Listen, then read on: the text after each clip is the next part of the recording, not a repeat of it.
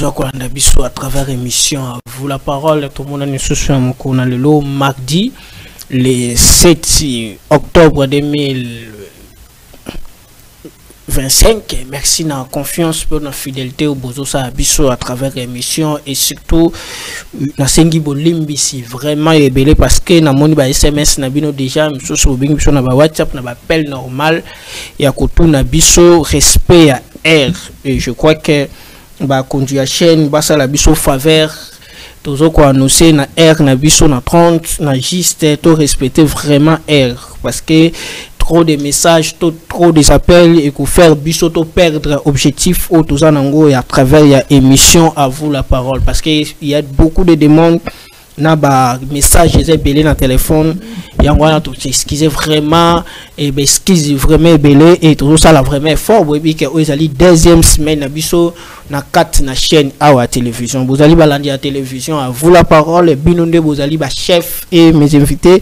vous allez ba chef et tout ça là effort pour que à vous la parole et ça la vous la parole tous à la respect na bino merci beaucoup yangwana to sengi vraiment excuse bah te belé beaucoup de messages bolimbi sabiso vraiment donc ça là vraiment effort wana excuse vraiment ya ebelé par rapport on a vraiment que wana bosali yango mbala ebelé donc ali ko sola dossier tout ça nango nazali na ba invité mi balé je crois que n'habite ceux qui va me sous ba kokota tous ali komeka ko sola par rapport ya ba actualité politique na présenté ba invité mon amboka se présenter merci mon amboka Dieu merci.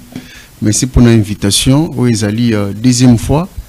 Naya awa semaine passée benga kibiso. To pesa ki ba information, to communiquer qui à travers bateau.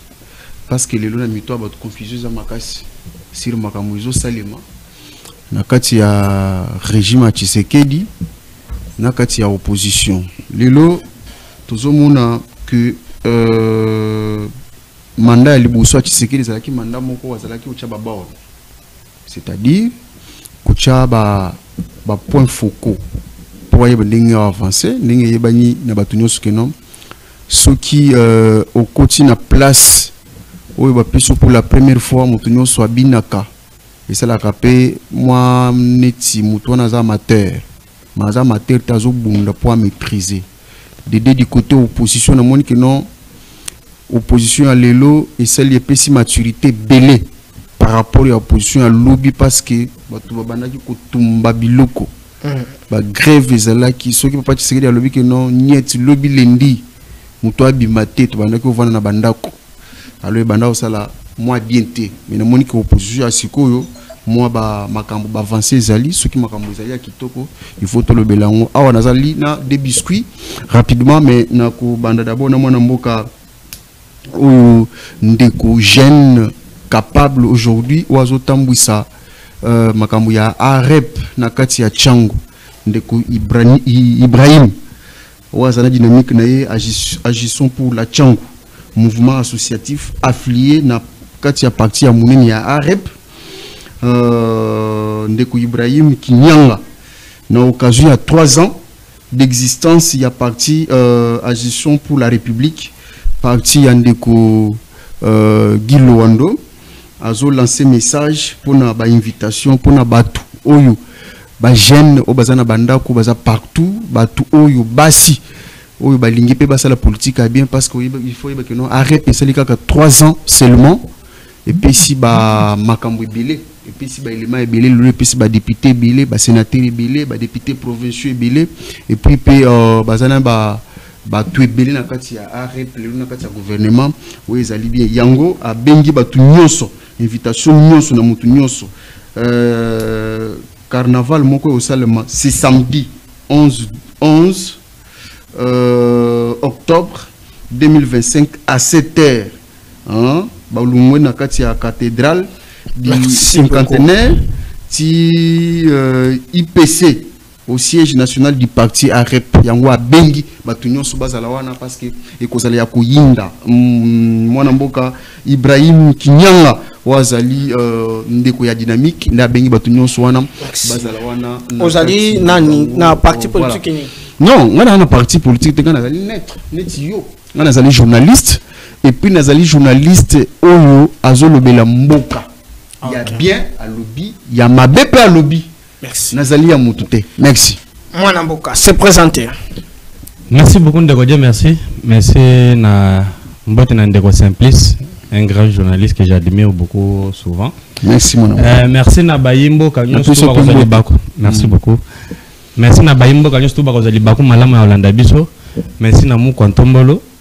Na ba inauguration na ba réalisation surtout azana kacha ko sala nous bandi bamba eximba mona moko tombolo oui eza biscuit eza non eza biscuit et eza remerciement parce que comme on a mutazo pesa biso ba infrastructure ya le lenge wana c'est pratiquement pendant 18 ans totikala comme on a inauguration morote ya infrastructure ya niveau wana na lingana réfléchir un peu mémoire mukena ndeko Simplice par rapport à oya lobby que non opposition ba bazu maturité ba changer mode d'opératoire ba boyi ko tumba biloko mais ba komi ko boma bato opposition ya lelo ezoa échanger système ya ko sala bango ba opposition ya lelo esimbi manduki e koma ko boma bato ba boyi ko bebisa biloko mais e komi ko boma bato vous comprenez un peu ndeko je merci na un peu na moi regret moko mukie comment na lolenge la police na ba PEM police militaire mode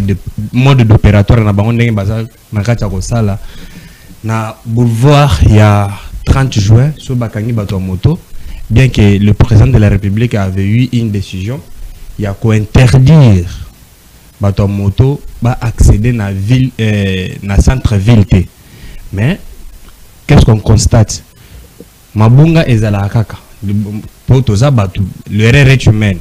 Alors, si vous avez un moto na katia boulevard, vous exiger 500 000 francs. Ceux qui 500 000 les athées, il y a que non, bosana moto na yo au moment où ils sont soutés. Alors, on a reçu plusieurs cas. Voilà la ville ya na commune ya Gombe. Non, il y a que Mokonzamboka na lobby bien que Mokonzamboka a eu mesure décision pour interdire ba moto accéder na ville. Attention, il y a l'embouteillage qui fait rage ces derniers temps. Banzele ezalite na ville province ya Kinshasa. Alors batu bazana batu bakozala besoin de se déplacer d'une manière un peu rapide pour accéder na ba misala batu muso bazo sala pas ba privé. Ce que ça na l'état, on a no retard à 2 heures de temps.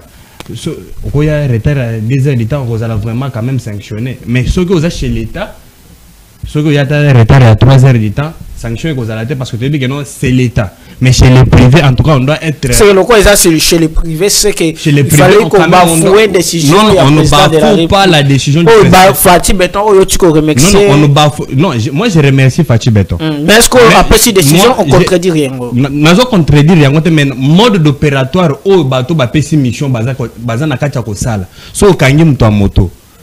Même un poste de la police.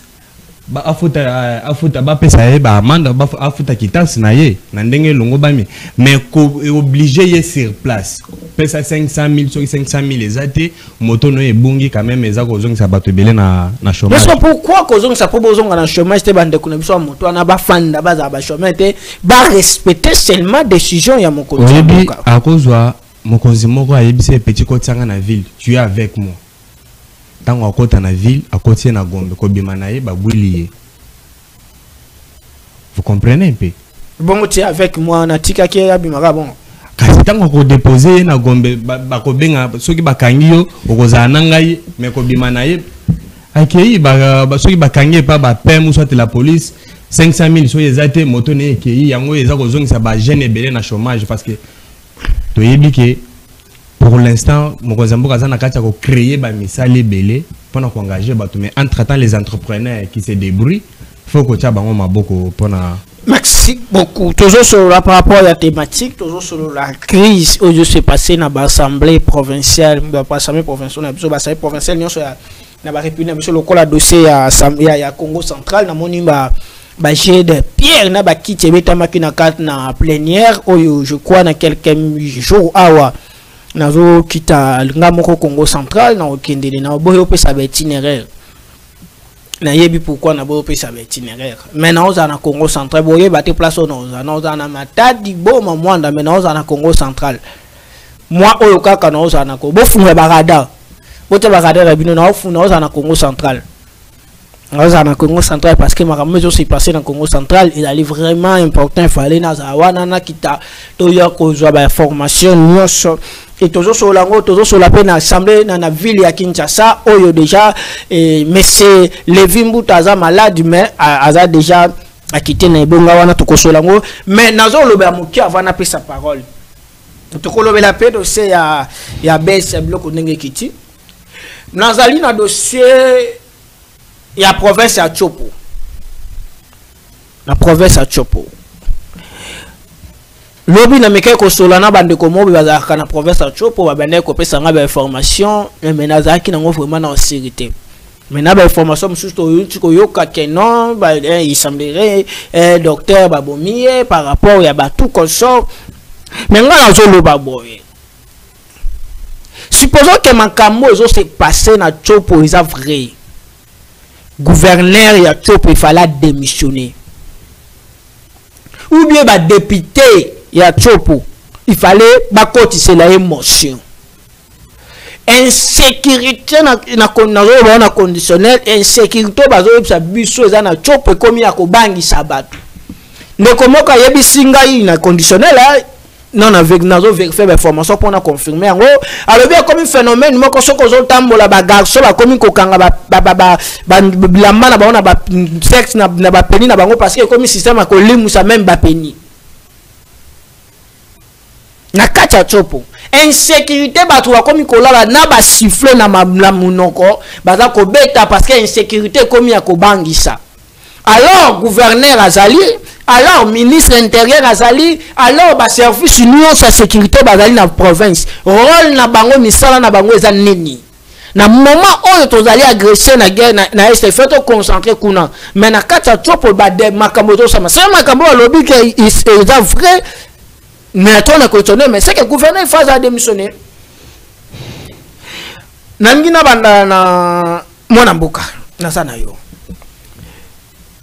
crise ezo se passé na l'assemblée na biso ya ba province Papi Matezolo a démissionné bureau mobimba déjà le long même non soit na yo non tu ko soit suna bandeko ya Congo central même vice-président il est pas démissionné et toujours moi nango pe mu pe pa na solo nango ezo ya déjà na assemblée provinciale parce que le Vimbuta déjà monsieur Kotake bazo ko étudier ngo et le 16 oyo gouverneur Daniel Bumba face à défendre ba député ba rumeur na lobi ba rumeur ezo bima que semblerait gouverneur après Simbongo pour que ba quoi il sa maman Germaine pour qu'on sort yiki ke bandi déjà dans la province lecture na wisani.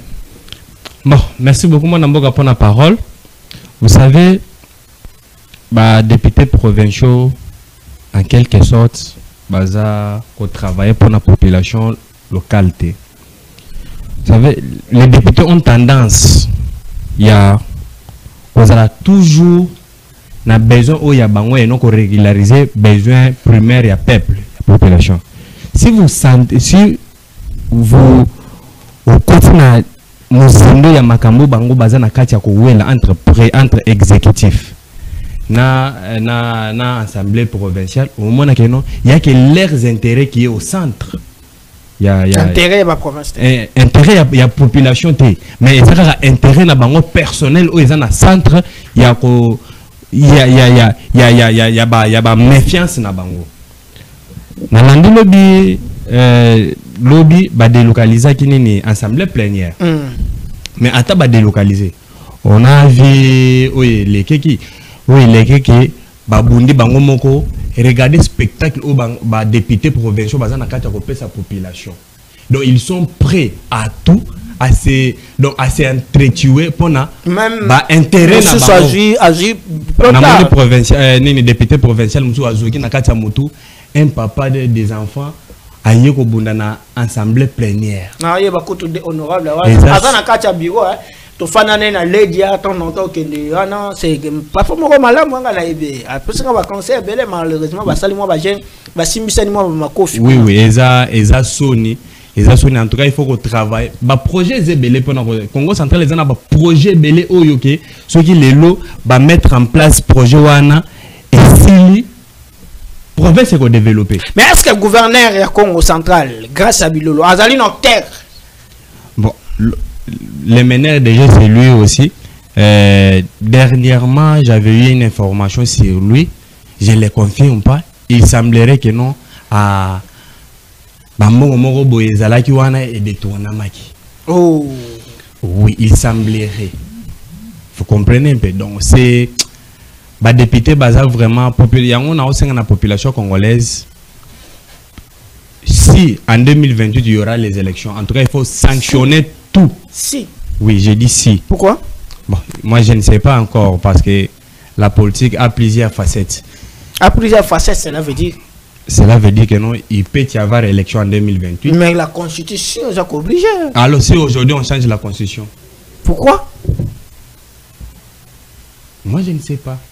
Vous avez dit si aujourd'hui le président de la République en décide de changer la constitution carrément. Pourquoi seulement aujourd'hui pas à changer on a un premier mandat là et comme changer on prend en faveur non le député professeur la prendre intérêt na bango ce qui peut le président a décidé de changer constitution que on a pas ça on a décidé selon le président de la République a décidé pendant changer constitution et ça pour intérêt primaire na biso. Vous savez pourquoi?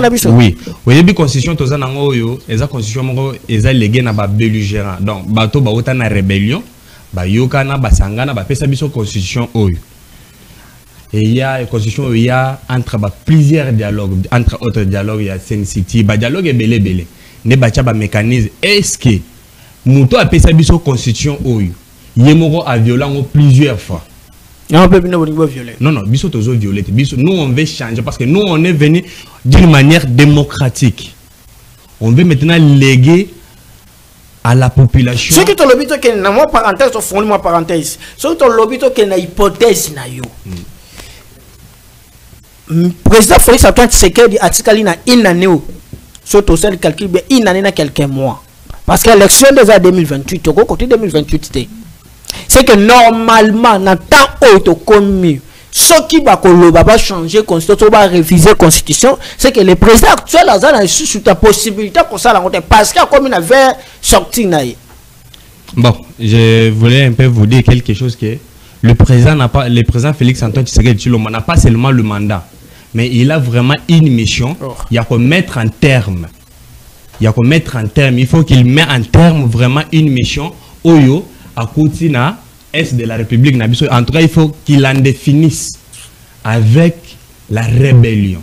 Ça, c'est une mission claire et nette. Alors, supposons que la guerre est solitaire. C'est quoi qui était? Non, guerre, en tout cas, guerre est aussi là. Supposons. Tu supposé que non, tu supposé que guerre est aussi là. Parce que la démarche empruntée est pour mettre un terme. Et aussi, là, selon il y a un mécanisme. On va mettre à place pour que la guerre est ici là. Vous savez, guerre, et c'est là qu'on a deux façons.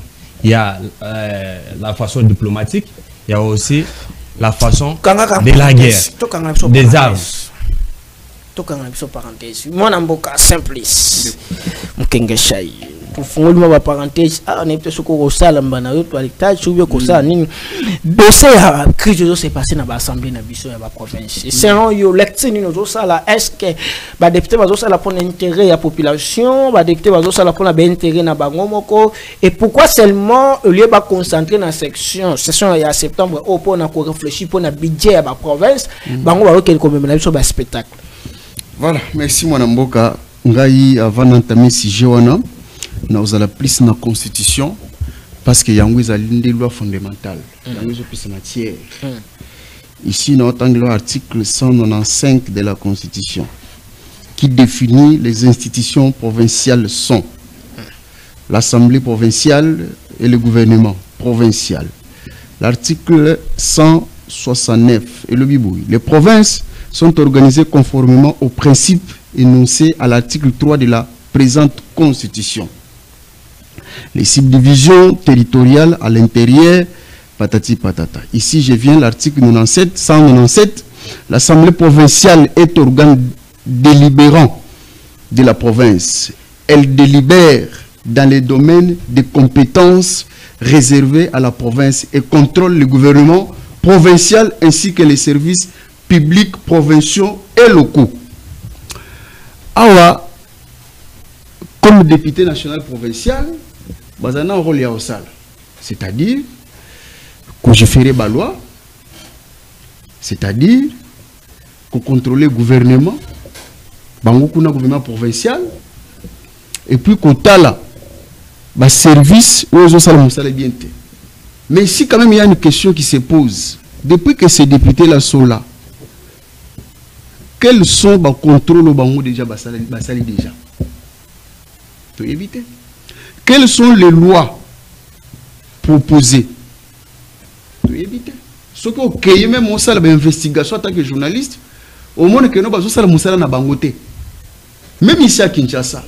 Là, je vais citer ici, monsieur Lévi, je pense, c'est ça son nom. Lévi Mbouta. Mais il y a des photos qui sont illustrées. Tous dans nos provinces à Kinshasa, à PK, tous dans Bino Awa. Est-ce que les députés qui sont là, ça déjà pour nous, population de Kinshasa, on dit non. Pourquoi non? Parce que le niveau il y a APK, ils ont une incompétence notoire, en commençant par tous les bureaux. Oh. Ici, je touche le président qui est aussi le pasteur, qui ne fait rien du tout. Lévi. Moi, je me dis, vaut mieux que tout le vieux, le pasteur Godin Pouy. Que lui, oui. Godin Pouy a sali la réforme belée. Et puis, Godin Pouy, c'est le seul député, soit président de l'Assemblée provinciale de l'époque, Wabana Oloba, à tout moment, que bazo yiba mboka ya mboko oyo mbongo plutôt ya mboka oyo, il était le seul à le dire. Obanda ki mona o ezalaki bitumba entre ye na gouverneur Gentini Ngobila, il est le seul. Mais aujourd'hui ce que tu na ba province etikali yebisanga province oyo où ekoki ko telemela gouverneur, soit député a telemela gouverneur et basalité, soit président de l'Assemblée provinciale a telemela gouverneur.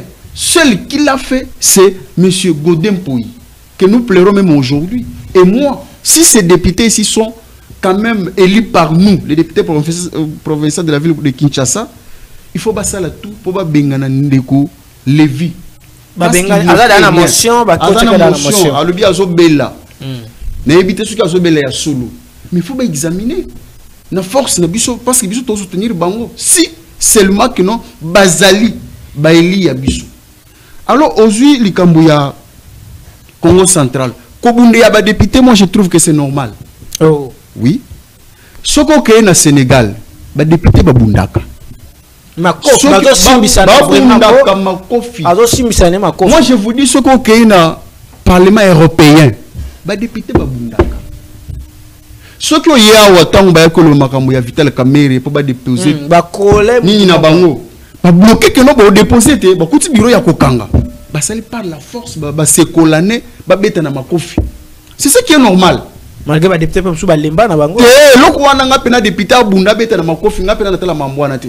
Non lui ça existe dans tous les pays, dans tous les parlements au monde. Ça existe. Et loko wana ezalaka que le meilleur gagne. Même un président va commettre un gifle. Oh, mais Macron, en Europe, Macron, non, c'est le maca. Je ne dis pas que nous va ça langue, c'est le maca. Macron, on a commettre un gifle. On n'encourage pas l'acte, mais on dit que non, ça s'est fait parce que bazali batu force physique paysanne. Donc au bout de na bango, on est tel bisou au bout de na bango. Na Congo central, le type là a vu que non, ça ne va pas, il a démissionné. Vital Kamerhe ici a vu que non, ça ne va pas, il a démissionné. Mais c'est Lévi Mbouta aussi. Ceux qui ont dit que non, ça ne va pas, il doit démissionner, déposer. Mais est-ce que Bazo Salango pour l'intérêt na biso? Est-ce que bien pour l'intérêt na biso? On va concentrer pour la budget la province. Yebisanga des propositions de loi adoptées par cette assemblée provinciale. Il y a les lois à Kinshasa. Na PK. Vous voyez bien, aux journalistes, vous voyez bien, proposition. Pesanga 3 contrôles parlementaires. Ou déjà APK ça là déjà. Oh yebi. Vous voyez que contrôle ou comment ça na mboko ou comment contrôle moko. Yani na chef. Oh après bah député même na l'Assemblée nationale. Vous me dites alors combien de fois oh yo yebi que non ba pas ba député ba quelque part. Sauf contrôle moko na moni. Na éviter on tomber en contrôle ou bien tomber en descente. On ndeko Eliezer baké na c'était Ouvira. Ouvira. Baké Ouvira. on biso to moni yango le reste to mona kangote. C'est pour dire que non.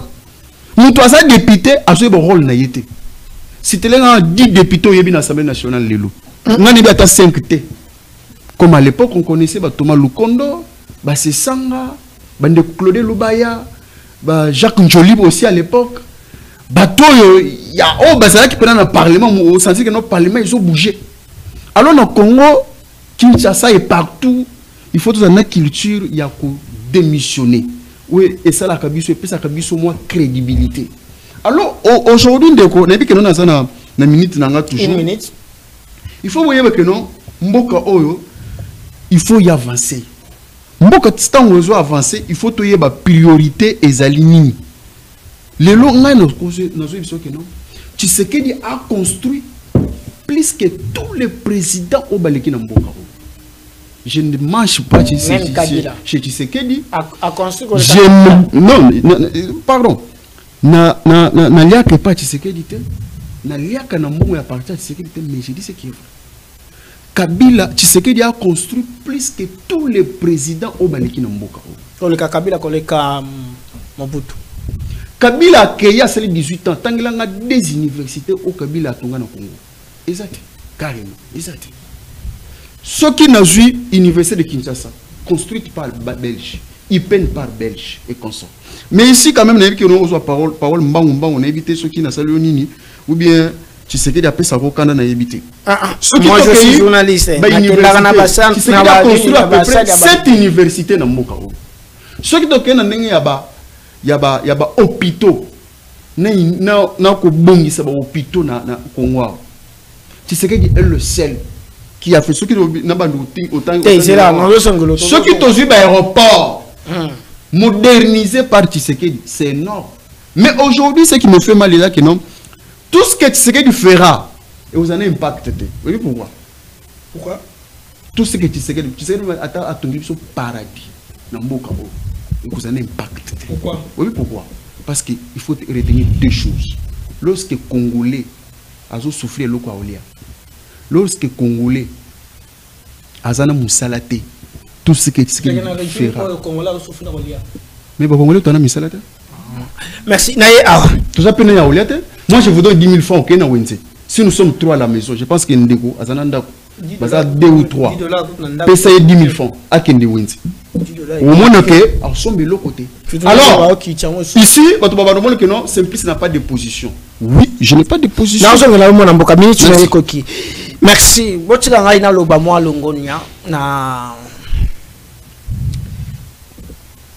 Papier Taya.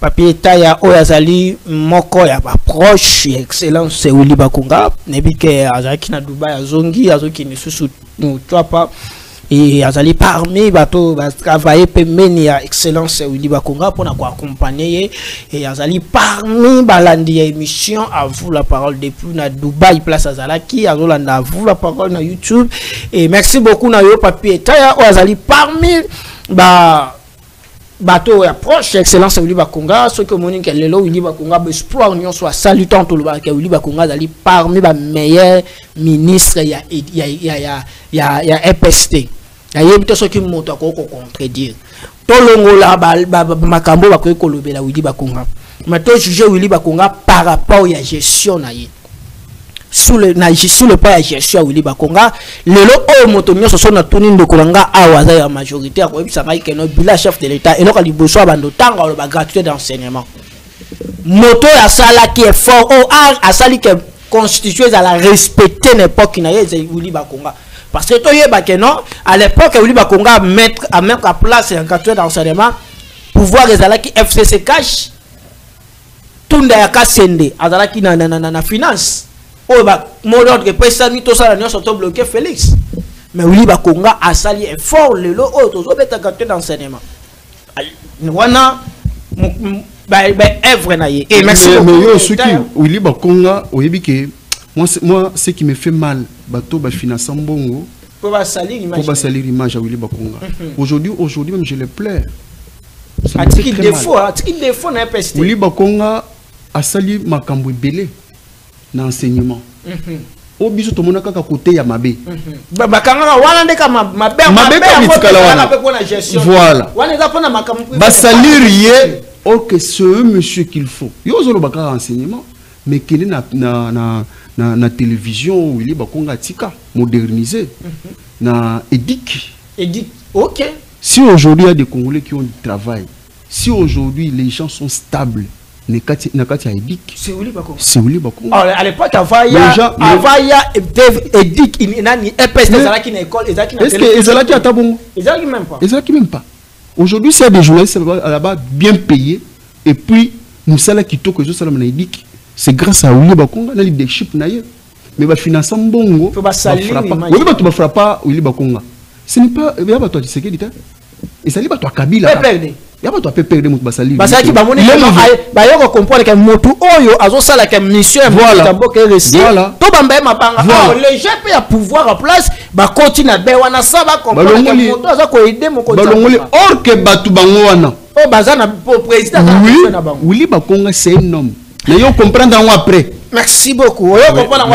Mais Willy Bakonga tango bakanga ga ezate par rapport ya mes gestion na kati ya ministère. Ye bakanga juste pour un blanchissement ya excès de monnaie nde bakangela. Ah, excès de monnaie c'est excès de monnaie nde bakangela ga ye. Jusqu'à présent il n'a jamais été jugé pour na ba. Mbongo ba mona. Bakangela 3 millions. Même madame Mbongo ba monité. S'il vous plaît, Willy Bakonga, tant obi excès bakanga blanchissement. Willy Bakonga zali na bekole c'est venu. Na sali ba recherche ko luka c'est venu. So ba pesinga na yo. Sali moko ya c'est venu mon cher pour les sompia kate. Oui, c'est là. C'est qui est normal. C'est qui est normal. C'est que Willy Bakonga aza moto a galère te aza na mbongo. Non, balobite que non mbongo wana o bakangaki nango ezaki mbongo muibi ayibaki na leta te. Balobaki bongo te. Balobite que non bakangi na excès. Est-ce que monana? Bomona mo. Ba mona mo. Toyoka mbongo emona. Ni photo ni eloko. Merci. Tokei to mettre na biso na pesi kaka papier taille mbote bisika zo na biso je crois que Simplice to kuta na Simplice na papier taille na zo comprendre que na ba 17 na pesi mbote na pesi papier taille na pesi pe mbote pona musala kitoko côté ya Willy Bakonga. Tokei mona mboka par rapport ya kita biloko to moni to lobaki biloko comme kita selon yo lecture no usani. Bon, lecture nangé que vous allez un peu simple na moi regret. Vous savez, pendant qu'on maintenir appréciation de monnaie, il faut tous un PIB, pourcentage à PIB très élevé. Aujourd'hui, pourcentage à PIB est vraiment faible. Faible parce qu'on ne produit pas. Alors, prendre les réserves monétaires, réserves d'échange que j'ai injecté dans la population pendant qu'on sommes à franc, pendant qu'on ça la disparition en France sur les terrains parce que c'est une politique monétaire. Godem pour ya lobby qui va toucher la réserve de changer cause à la baisse pour les dollars artificiels. Oui, na landa qui le passé à Godem peut mais je crois que j'avais déjà parlé ça dans l'émission de Simplice. Moi j'avais parlé de cosmétique, ils ont vraiment appréciation mon cosmétique parce que et aussi là, vous savez pourquoi? Parce qu'on ne produit pas. Aujourd'hui les Congolais Congo Togo bana produire et après imposer notre monnaie.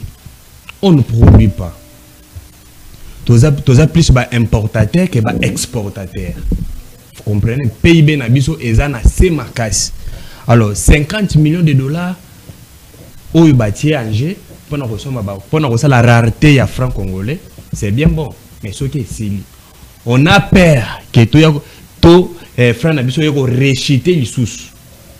Parce qu'aujourd'hui, quand même, on a constaté prix à baisse d'arrêt alimentaire. Ce qui est quelque chose de bon, on encourage. Le problème ici, le ministre de l'économie doit savoir quelque chose. Il est professeur de l'économie à l'université. Il enseigne beaucoup, il donne beaucoup d'intelligence. Vous savez, en économie, il y a ce qu'on appelle la convention des prix. Donc, c'est quelque chose qui se passe entre l'État et les opérateurs économiques. L'État y moko ayebaka prix ya biloko na biloko eux ekotaka na territoire na ye à s'enquérir na prix d'achat na ba usine ayebi ke eloko oyo soki ba somi par exemple na Chine $1 si transport nango comme na Congo et vous avez valeur par exemple à $3 yo côté kana yo na mais ko futa loyer ko futa ba taxe bon to le bena pona biloko kolia parce que ba denrée alimentaire nyonso ba futa ka suta nini douane té ba futa su douane té pona biloko kolia par exemple au sombi biloko na Chine ya kolia $1 na transport et combien on a Congo $3 pourquoi côté kango $25 exemple ça qui est l'osso na Angola moi j'ai des amis na Angola bazo somba ça qui est l'osso $5 mais au moins na mutation bien na $5 en Angola aye awa ateki yango $25 c'est qui vaut 72 000 quelque chose. Ce n'est pas normal. Tout ça eza musala ya ministère, il y a ministre de l'économie, ministère de l'économie, il faut avoir un mécanisme en place, il y a ba inspecteur économique a créé nini ba siki seulement ba inspecteur économique ba oba ko banda ko landela ka prix ya eloko ne loko na kati ya marché on to eza na ministre de l'économie moko ba ndeko eleze ba ko isaka na législature passée bakenda na Namibie oya bahati bakenda na Namibie bakuta prix ya carton ya quiz $7 mais awa égal ya maman Olive à l'époque abanda ko teka ngo $22 tant ba ko landela ye balobi ke non afuta douane amatisi biloko mais o na futa ka douane nzokanda banda ko futa ne douane te bakuta ya azaki na banyongo ya douane ebele mais azomatisa ka batu biloko ya kolia chaque jour azosom ah bon na landela te so bafuta ou pas bon la politique souvent vous savez la politique entre dans tout la politique prend en jeu ba biloko ebele. Vous sentez que le ministre de l'économie a un contrôle té na autour landeli sous ça m'a fait mal. Na bet so libaku zelana ministre de l'économie a dit bango ba contrôler ka prix à pétrole ndé au prix bango bazaka na contrôle au moins prix à pétrole aujourd'hui l'état fout la rabiso déjà mon likolo pour stabiliser nini prix universel na pourquoi pas ta ko ça on paye ba masango na fufu yango siko tozolo bakeno c'est ce qu'on appelle en économie convention des prix entre les opérateurs économiques et l'état. Cela veut dire que l'état s'enquérir na ba prix ya biloko nyonso à travers le monde entier bi que non et loko soki muto somi en Chine peu importe soki comme na Congo soki ateki yango cher il faut par exemple on somi en $1 na transport et combien en $3 teka ngata maintenant bozolo ba biloko ekiti me banda ko zo kitate ba bazwa ba garantie ya ba 10 mois wana ministre ya habitant azalaka nani tozo ya ministre wana makambo ya garantie locative et ça la paie pas si comment on a assemblée pour nazo kamuke ya Kinshasa comment on a assemblée provinciale à Kinshasa au lieu que ça n'occupe na problème ya parce que transport logement ça fait partie du social de la population donc pour na bango zolo bela bango et l'autre côté bango bazaka boyana noa gouverneur ayana ko se justifier ndenge nini mbongo wa DGRK Ekiti à l'époque il y a godem pour to banda ko soki 10 millions les le comme 3 millions ndenge nini ayana ko se justifier vous comprenez oh les autres préoccupés bango ezaka plus mbongo bango ba yebi keno ekokota 10 millions ba longoli 6 millions ba cheko to yo ba ko 1 million na caisse ya de l'état ba kaboli ndenge ministre moko aloba keno soki mbongo ekomina no to kabola kana na ba projet tout ça ba biloko bon. Vous sentez que non, vous sentez que non, les députés, bazo travaillent vraiment dans le sens il y a pour alléger la population à niveau social. Merci beaucoup. Moi, par rapport à Biloko Ekiti, d'abord, vous êtes satisfait comment on a Biloko Ekiti, même dans le terrain, comment on a partout Ekiti, mais là qui résume Biloko Ekiti, dollar Ekiti, mais mon garantie locative faisait qui t'a kakati. Bon, je fous ta kaka na mbongo. Ba garantie pour Zanda que ça va 10 mois. Lecture na wezani. Moi na mboka merci beaucoup mais il faut savoir que non batu bazana volonté ya kokisa biloko.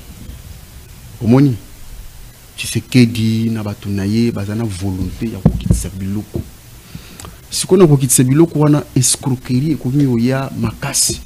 OK. Parce que le pour preuve na mon Facebook ba $20 000 20 000. Place monsieur 21 500. Place monsieur 21 000. C'est vrai ou bien faux? Nous sommes autour expert mobile singai wana eza ata to ya banque te. To ya banque eza bon te. Eza bongo te. Wana eza to ya biso bato balabala. C'est-à-dire un cambiste qui vient. Non, j'ai aussi suivi na Ecobank, c'est une banque commerciale, a 23 400 francs. Hier c'était 24 000. Donc cambiste a acheté to na ye. Alors que no lelo et comme 20 000 a s'imposer bongo. Cambiste muso a quoi yo ki bongo. A joué quand même rythme wana. C'est-à-dire ba cambiste dans nos quartiers, sur nos avenues, bazo escroquer biso bongo. Ou ya likolo wana bazo escroquer biso. Parce que comme imposer biso, yesu qui a récupéré bongo a na banque. A qui a changé kuna, a joué surplus wana a tient na poche. Et puis comme benga pena bato. Ou ya ko changer et comme 20 000 et comme 22 000. Mais le problème ici, tout le monde suivi exactement. Suivi.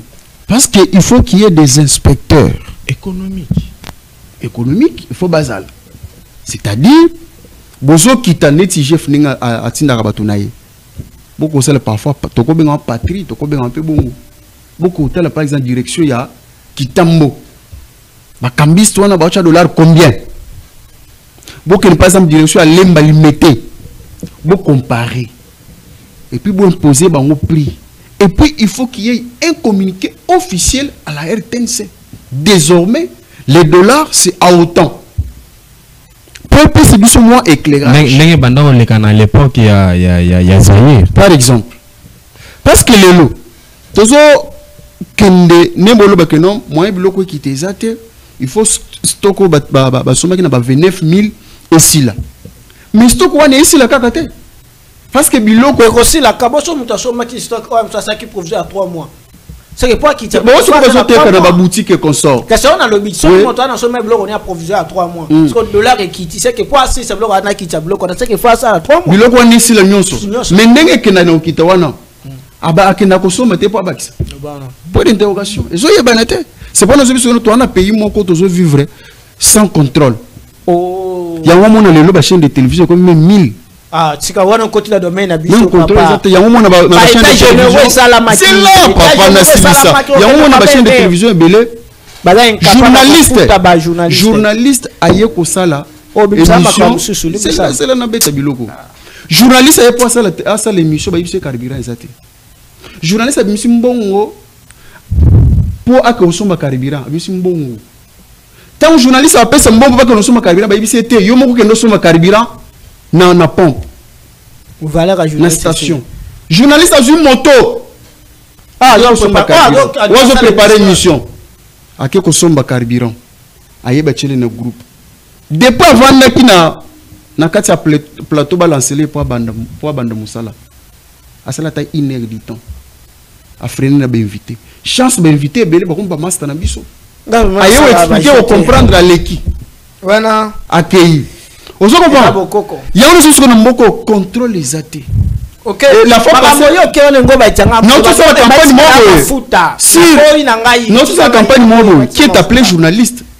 Non tout ça la campagne wana. Ba le but na INPC ba commencer là ba identification et bandi. Toi ba nani azali journaliste nani azali journaliste. Na INPC. Na INPC. Identification et bandi. Ah oui. Ba ça mondeni.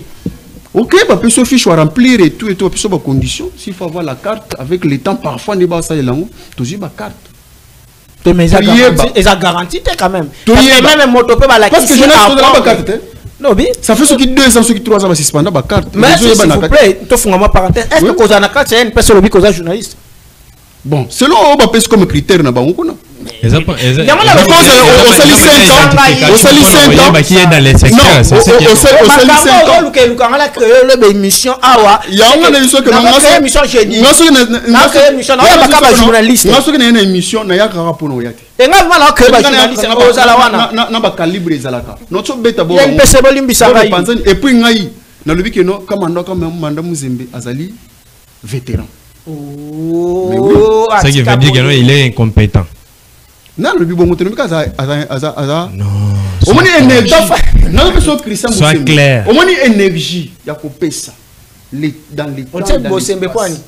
Pour nous actif. Au moins Bosembe pas ça na mabenaye. Ça mabenaye. Mais quand même lorsqu'il y a une mauvaise vidéo, il vous identifie, il vous appelle. Pas pour vous arrêter.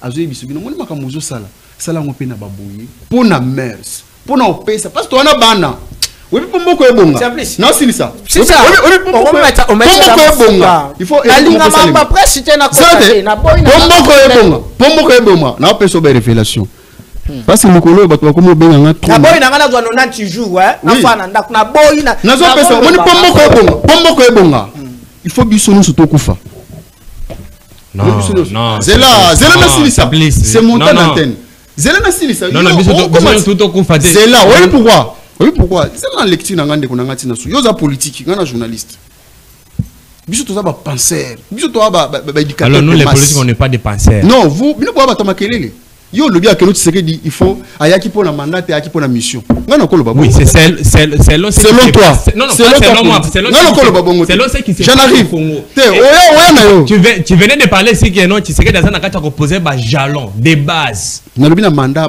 premier mandat même deuxième mandat azana volonté zela ndeko zela ne biso pombo ko ebonga ndeko na ngai landelo na loba bola na tina suka bokata ngate on a mon bocha on a bagay sous bocha partout et puis on a des révélations belle non c'est même si Joseph Kabila ah au mon nom ndeko pombo ko ebonga il faut biso tout okufa na bana nga faut ba kufa tout biso tout okufa na ba biso tout okufa mboko etika la vide bato asikabaya bato asikawana batango boya bauza na habitude mususu na attitude mususu na esale mususu bato asika na question na balabala tout le monde question ceux qui vont nommer ministre au sala ni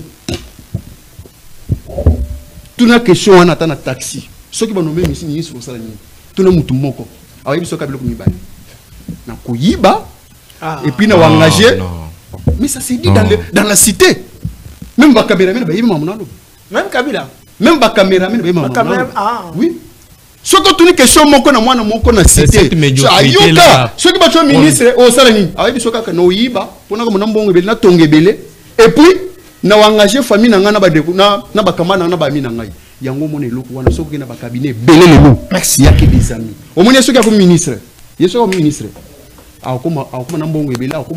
comment tu n'avais rien dans ta poche? On te nomme aujourd'hui. Demain, tu as 24 immeubles. Merci. Merci. Et puis, à hôtel. À restaurant. Restaurant. Il y a des politiciens, des hôtels, des restaurants. C'est que il y a des politiciens. Et puis, il y a des révélations dans la mission. Merci, c'est là. Merci. Naobi boye. Moi mamboye makambo zo le kaya ba media yo. Ngana linga kakokota na media makambo te. Nazala rempetiti. Bato ba naza vrai teti. Pour na sala que fort pendant na 10 ans na musala oyo 10 ans et domaine à biso au moins na membre IDPS parlementaire debout azana carte ya ba journaliste au moins na membre parlement mutu moko ya politique abimi place mo comme place mo pas présenter journaliste to ye bakate ba communicateur baza ba nani ba journaliste baza ba nani tout le monde a comme communicateur et lelo est comme deux phénomènes bolimbisanga na ba ke na za tetina boye ko luba makambo pasteur ni on so so abimi sika ka boutique il faut acheter sa chaîne à télévision na kata chaîne à télévision ya boutique ya ba pasteur ngo nzamba limbisanga yi boutique ngai na ba na boyaki asali chaîne à télévision minga ko engager pe ba serre na ba foi église o bazali même pas ba professionnel ba yebité a jouer kaka ba lakisende ba simba ka miko comme parce que ba prier na église ah ba tuona ba serre ba foi wana église akofuta pe bangote bima ba kene na ba chaîne ya télévision nyonso eza awa ba lakisa bino bilete de paye ya ba journaliste ezala raté ba journaliste ça na célébrité na Congo sobo ka chaîne ngo ba journaliste ba ko ba na ba sala mboka ngondé ba caméraman tout ba marche pied ba journaliste oyo fungola dossier o na boya kina ngai na dossier mobo na zana mwawa ya dunia kilanga sanje kazela zana peso parole to chiter na biso po kontinga makambo ebeta ka mais ngana ko tsaka o biloko même kuna ba komolela ngai mali bisanga vraiment po na ko moda mafuta ko mo mata na iya ni pese batela biso to sala état généraux soki cameraman a excellence ba ibisi da mbongo oya soki mbongo wana yete ba bengani to sala état généraux monsieur botango na tiroir bolimbisa ngai mbati na boy na zwa 90 jours na pesi na mi pila na boy 90 jours na mi pila na peso moto so ye oh pesa mbote pa po ye mokozi nenda zana wana yo lobi nga na pesi na mi pila toza to wana ozali na pesi na mi pila po to sala ke équipe ngai na simplice na mi pila communication ya yebi to kei tozo chite oza 3 minutes dossier ya na basi je kuteki mingai nzamba lola Yesu sunga Congo. Merci beaucoup na ministre Kassia Batubola azali le meilleur ministre de l'affaires foncières banda kochuana azali mama oyo ayeko sa mosala zaki na hydrocarbures à la kisi de quoi aza capable à travailler à stabiliser qui prix à carburant maman Kassia Batubola a fandisa qui prix à carburant le o ayena affaires foncières azola ki sa source de quoi aza capable azali moto o a travailler qui une équipe ya koya ya campagne ya chef d'état le chef d'état abimaki et aza parmi moto oyo bisika nyonso maman ministre Kassia Batubola aza koleka aza kotika bilembo ba trace azola ki sa biso ke no ba maman de ba biso batonga mboka te mais ye azotonga mboka place nyonso azokende soki otuni na ba travailler na mosala azotika basine minute esili papa mwana mboka tokomna biso na suka sala synthèse na mot de la fin na bon tobosa tolobele lo moko te eza deal économique entre la RDC et les États-Unis d'Amérique. Je crois que tout ça là. Pour nous préparer une somme de jeudi na ba journaliste, c'est simple si faut ça là. Et puis singa candidat, na fungula ba mbodi. Merci beaucoup. Je vais rappeler ceci. On ne peut pas garantir l'économie ne peut pas être garantie sans qu'il y ait pas la sécurité. Il faut qu'il y ait d'abord la sécurité, après l'économie, pour encadrer le cadre et sécurisation il y a population civile, la population militaire. Ici, dans l'année un peu opposant, bazana cadre, tu sais que y a comme climat, bazo piégé, non. Tu sais que c'est un stratège, c'est un fait stratège. Il sait qu'au moment frapper, n'a endroit où frapper. Vous voyez un peu.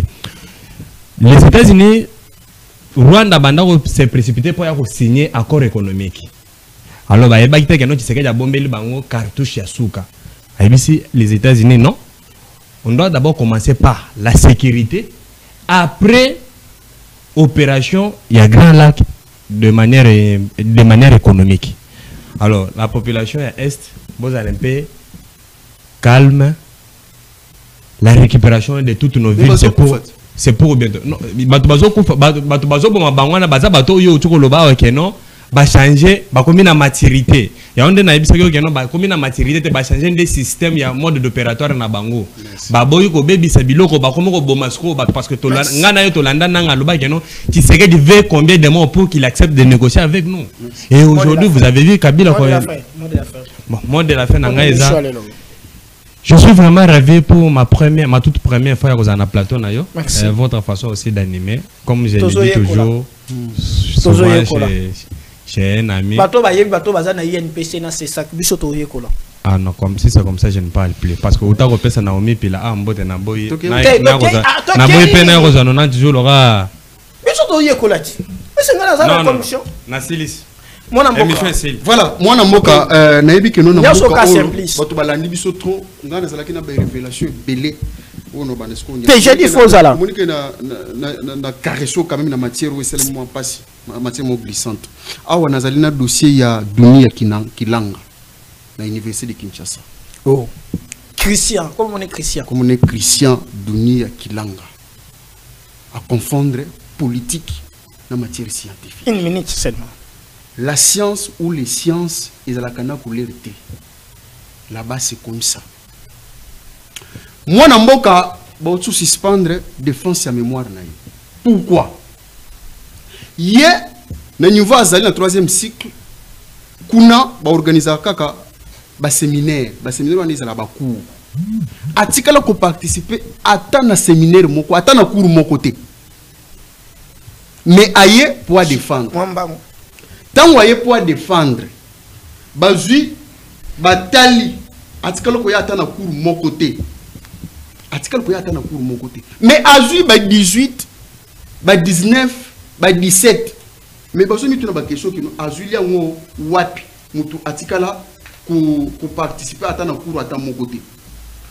Alors, na kacha inikin lelo, nous avons deux personnes, des leaders, on va imposer leadership, pour ba que non trop c'est trop, makambu ya kala, et ko ba se répéter te, ya on ba politicien belé, bazana ba mémoire ba doctorat et consort, bazali ba tout moko oyo, ba besala ba mafia, ba soba ba point à participer. Mais c'est la grande distinction. Alors, Lelo Awa, Tozalina secrétaire général académique de Charles ou Diko, et puis Tozalina recteur des recteurs de l'université de Kinshasa Ndeko, docteur Kayembe. Au bazo sala musala. Lelo soko kene inikin par leadership na bango. Au moins que inikin, ils ont dit inikin ya kalate. Et je forme même. Oui, mais que inikin et je forme mon sous.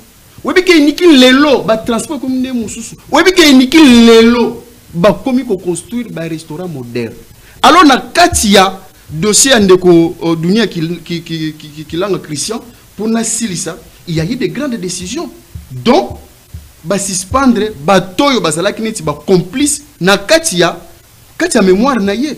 Alors j'ai au moins 3 professeurs. Pour finir, 3 professeurs au ba suspendre. Le premier est Ali, vice-doyen chargé de la recherche de la faculté des sciences sociales, administratives et politiques. À ça suspendu. Pour notre dossier. Deuxième professeur, on va suspendre, professeur Yav, chef de département des sciences politiques et administratives. Troisième, on va suspendre, est Ali, professeur Godet Achel, auquel on va suspendre Nakatia Makambu. Pour vous dire quoi, Ndeko. Que na mboka oyoyo tozalina bato oba koki ko faire avancer mboka mais babanda komona na te bana ko étouffer bango bazali.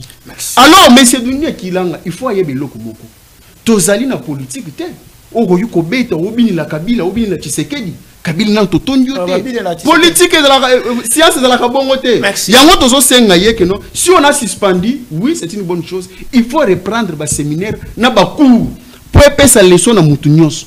Merci, tout est dit. Merci beaucoup.